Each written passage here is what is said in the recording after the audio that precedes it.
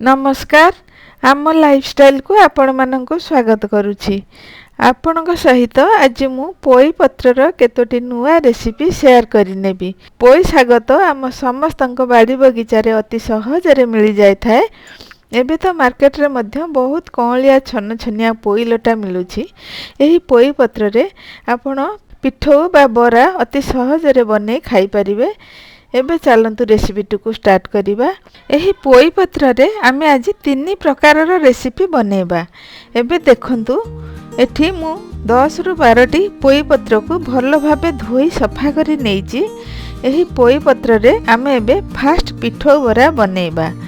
एठी देखि पारुथिबे 1/4 कप अरुआ चाउल को 3 रु 4 घंटा पानी रे बतुरेई भलो भाबे सफा करी नेइछि। आ ता सहित 4 रु 5टी सुखिला लंका, 7 रु 8 पाखुडा रसुण, आधा इंच रो अदा आउ आधा चमच रु कम जीरा ए सब को एबे ब्लेंडिंग जार रे देई आमे गोटे स्मूथ मसला पेस्ट बने नबा। आपण केते राग खांती देखिकी लंकार परिमाण कम बेसी करि परिबे। एमिति रे एही बराटी रागुआ रागुआ टिके हेले भलो लागि थाए।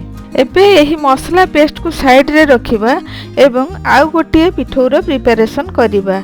गैस ऊपर गोटे कड़ाई को बसे गरम करि नबा। एबे एथिरे 1 चमच रिफाइन तेल देबा।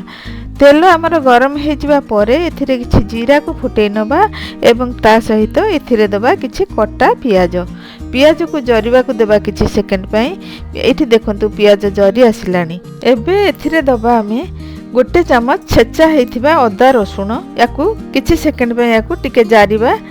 एठी अदा रसुण आ सहित पियाज सब किछि जरी जिबा परे आमे पूर्वरु चकटी के रखिथिबा किछि सिझा आलूर पेस्ट को एथिरे ऐड करि नबा। एथिरे 1/4 चमच चिली फ्लेक्स को ऐड करि नबा। ए सब को एबे भलो भाबे मिसेई स्मूथ करि नबा परे कड़ाई रु बाहर करि नबा। एबे आमे आकू साइड रे रखिबा। या परे आमे देखंतु ए जो पोई पत्र को आमे आगुरु रखिथिले ना सेथरु एबे 2टी पत्र को एमिति भाबे धरिबा। आ ए आलूर मसला पुररु आमे पत्रर ऊपर गोटे चमच लेखाय देई ताकू एई भली बॉक्स परिका शेप दबा।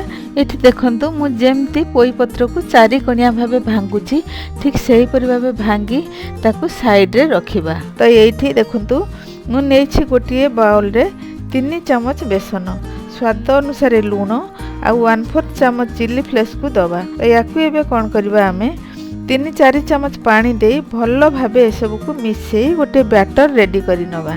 पोई पत्र रो बॉक्स हमर रेडी हे गला।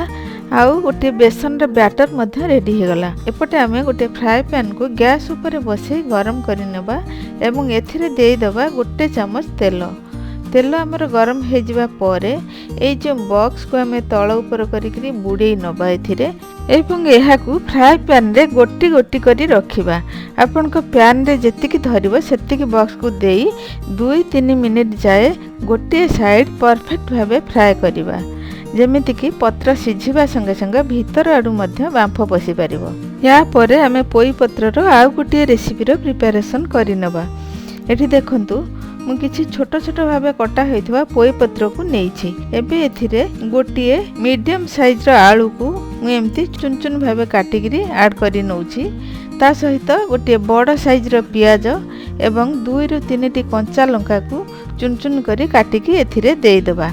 3-4 चमच बेसन, स्वाद अनुसार लूण, किछि पानी एथिरे देई ए सब को भलो भाबे मिसेई गोटे मिक्सचर रेडी करी रखिबा।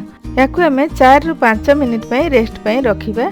या परे आमे जो पिठो भजा बसई थिले ताकू एबे देखिबा से कोन हेलानी। एबे देखंतु पिठो को मोल्टे नउची गोटे साइड यार परफेक्ट भाबे फ्राई हे जाईची। यार पर साइड को एबे उल्टे नबा।